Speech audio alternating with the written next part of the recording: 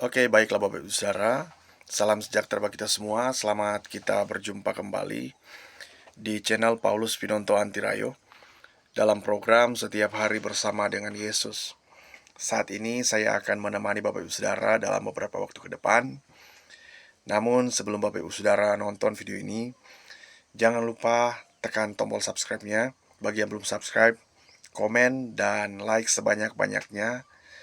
Dan jangan di-skip atau jangan dilewati video-video saya agar Bapak Ibu Saudara mendapatkan notifikasi khotbah-khotbah dan renungan-renungan dari saya. Terima kasih kepada Bapak Ibu Saudara yang sudah subscribe channel ini. Semoga channel ini makin berkembang berkat dukungan atau support dari Bapak Ibu dimanapun berada. Jika Bapak Ibu Saudara membutuhkan layanan doa, silakan tinggalkan komentar di kolom komentar di bawah ini, atau bisa menghubungi kami di 0852 4030 2930. Nanti tim doa kami, tim doa Yabes, akan mendoakan Bapak Ibu Saudara. Nah, Bapak Ibu Saudara yang diberkati Tuhan, saat ini saya akan memberikan tema renungan saya atau tema khotbah saya, orang percaya yang memiliki resiliensi. Nah, Bapak Ibu Saudara, mungkin kita bertanya dan ingin tahu apa itu resiliensi. Nah, resiliensi itu adalah kemampuan seseorang ya kembali pada keadaan semula ya. Dan Bapak Ibu Saudara, mari kita lihat di dalam kitab Habakuk pasal 3 ayat yang ke-17. Habakuk pasal 3 ayat 17 sampai ayat yang ke-19. Saya akan bacakan buat Bapak Ibu Saudara. Sekalipun pohon ara tidak berbunga, pohon anggur tidak berbuah, hasil pohon zaitun mengecewakan, sekalipun ladang-ladang tidak menghasilkan bahan makanan, kambing domba terhalau dari kurungan, dan tidak ada lembu sapi dalam kandang. Namun, aku akan bersorak-sorak di dalam Tuhan, beria-ria di dalam Allah yang menyelamatkan aku. Allah Tuhanku itu kekuatanku. Ia membuat kakiku seperti kaki rusa. Ia membiarkan aku berjejak di bukit-bukitku. Nah, Bapak Ibu Saudara, ini adalah tulisan dari seorang nabi yang dipakai Tuhan luar biasa. Dan nabi ini mengalami pergumulan yang hebat, pergumulan yang secara manusia pasti akan lemah, akan bahkan ya ketika seseorang mengalami hal ini pasti dia akan, kalau sudah di fase ini, dia akan meninggalkan Tuhan. Kenapa? Karena persoalan yang pelik, yang rumit, yang sangat besar. Bahkan ironisnya ya, orang-orang yang pada waktu itu Habakuk percayai sebagai orang-orang yang takut akan Tuhan, yang dipilih Tuhan, yang menyenangkan Tuhan, yang sebenarnya mereka lah yang menyakiti Tuhan. Nah, Bapak Ibu Saudara, Nabi Habakuk ini hidup pada masa orang-orang pilihan Tuhan ya dalam masa-masa kegelapan, penuh dengan penindasan, penganiayaan, dan segala kejahatan. Di sini Bapak Ibu Saudara, saat Nabi Habakuk melihat keadaan itu, maka dia bergumul. Ya, dia langsung bergumul. Habakuk ini mengalami tekanan yang berat.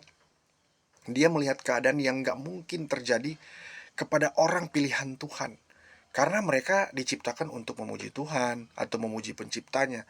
Dan mereka, kita tahu bersama sejarah mereka, histori mereka, di mana mereka pada saat mereka sedang mempercayai Tuhan dengan sungguh-sungguh, maka mereka memuji Tuhan, mereka menjadi takut akan Tuhan. Tetapi di fase ini, Habakuk melihat keadaan dan situasi yang terjadi kepada orang-orang pilihan Tuhan ya, tidak seperti apa yang diharapkan. Nah, di sini ada beberapa cara agar orang percaya memiliki resiliensi. Artinya orang percaya ini dipulihkan dari keadaan yang semula. Cara pertama ya adalah bahwa kita tidak mengeluh di waktu kesulitan. Nah, Bapak Ibu Saudara, banyak orang ketika sedang dalam kesulitan, mereka paling mengeluh. Ya, mereka mengeluh dengan kesulitan yang ada. Mereka pikir tidak ada jalan keluar. Ya, mereka pikir sudah tidak ada solusi lagi. Kenapa? Karena mereka mengalami degradasi, mengalami persoalan, bahkan mengalami tekanan yang besar, ya, mempressure mereka sehingga mereka itu sulit ya Bahkan ketika masalah yang berulang-ulang, yang selalu masalah itu-itu aja dan tidak pernah selesai. Nah, di sini mereka mengalami kesulitan. Kenapa? Karena mereka mengeluh di waktu mereka mengalami dan diperhadapkan seperti itu. Nah, kalau kita lihat di ayat yang ke-17, di sini firman Tuhan katakan, sekalipun pohon ara tidak berbunga, pohon anggur tidak berbuah, hasil pohon zaitun mengecewakan, sekalipun ladang-ladang tidak menghasilkan bahan makanan, kambing domba terhalau dari kurungan, dan tidak ada lembu sapi dalam kandang. Ya, berarti dalam keadaan seperti ini yang dihadapi oleh Habakuk, dia tidak mengeluh di waktu dia mengalami kesulitan. Dalam kehidupan kita, kita perlu fair lah, dan kita perlu jujur lah. Tidak ada manusia yang ketika dalam masalah maka dia senang-senang saja gitu kan. Tidak langsung, pasti berproses. Nah, dalam hal ini Habakuk pernah mengalami tekanan yang besar, lalu kemudian dia mencoba merenungkan kembali bahwa pasti ada jalan keluar. Dan jalan keluarnya adalah dia tidak mengeluh di waktu kesulitan. Bapak Ibu Saudara, seseorang diuji ketika dia dalam kesulitan. Dalam hidup kita kadangkala kita diperhadapkan dengan kesulitan yang membuat kita mundur, yang membuat kita, ya udah deh, aku nggak mau lagi melayani Tuhan. Ya udah deh, aku capek melayani Tuhan. Ya udah deh, sudah puluhan tahun juga aku melayani Tuhan, tapi nggak pernah aku dapat ini dan itu. Kita mengukur ya sesuatu, atau kita mengukur melayani Tuhan itu dengan apa yang kita dapatkan, sehingga saat itu juga kita akan mengeluh. Tetapi ketika kita tidak mengukur Tuhan dengan apapun, yang pasti kita tidak akan mengeluh dan Tuhan akan memberkati kita. Nah, disinilah kita akan melihat orang percaya itu memiliki resiliensi atau tidak, ya. Dia akan dipulihkan dalam keadaan yang semula atau tidak. Nah, cara yang kedua agar orang percaya memiliki resiliensi adalah dia perlu bersorak-sorak karena Tuhan. Ayat yang ke-18. Namun aku akan bersorak-sorak di dalam Tuhan, ya, beria-ria di dalam Allah yang menyelamatkan aku. Bayangkan, ini seorang Habakuk, seorang yang dalam tekanan, dia mampu berkata bersorak-sorak, ya. Dia mampu berkata bahwa namun aku akan bersorak-sorak dalam Tuhan. Bayangkan orang seperti ini, fase imannya itu sudah di fase mana gitu, ya. Mungkin udah paling level up ya. Karena begini, kadangkala ya kita tuh nggak mau bersorak-sorak. Kita tuh bersorak-sorak ketika kita diberkati, ketika kita ada ketika pohon ara itu berbunga, wah kita bersorak-sorak. Ketika pohon anggur berbuah, kita bersorak-sorak. Ketika pohon zaitun tidak mengecewakan, kita bersorak-sorak, ya. Ketika menghasilkan bahan makanan yang luar biasa, ya, ketika semuanya diproduksi dengan baik, nah maka kita akan bersorak-sorak. Tetapi tidak bagi Habakuk. Justru pada saat ini terjadi, maka dia bersorak-sorak. Dan Bapak Ibu Saudara, ini adalah hal yang luar biasa yang dilakukan oleh Nabi Habakuk. Demikian juga dalam kehidupan kita. Ketika kita mengalami persoalan, tekanan, dan lain sebagainya dalam hidup kita, mungkin dibuat oleh orang lain, tetapi yang menerimakan kita, maka kita bersorak-soraklah karena Tuhan. Bapak Ibu Saudara, jangan pernah berpikir bahwa masalah itu datangnya dari luar selalu. Kadangkala masalah itu datang dari dalam, ya. Sehingga kita harus kuat, harus bisa survive di tengah-tengah persoalan. Nah, cara yang ketiga agar orang percaya memiliki resiliensi, ya. Cara ketiga adalah kita mengakui bahwa Tuhan kekuatan kita. Ayat yang ke-19 firman Tuhan katakan, Allah Tuhanku itu kekuatanku. Ya, dia katakan Allah Tuhanku itu kekuatanku. Nah, ini adalah cara yang diberikan oleh Habakuk ketika dia sedang mengalami degradasi persoalan, ya, di mana dia membangun suatu kekuatan yang besar. Dan dia, karena begini, ketika seorang dalam kesulitan seperti ini, nggak mungkin kalau di kekuatannya dia nggak mungkin dia akan bangkit, nggak mungkin.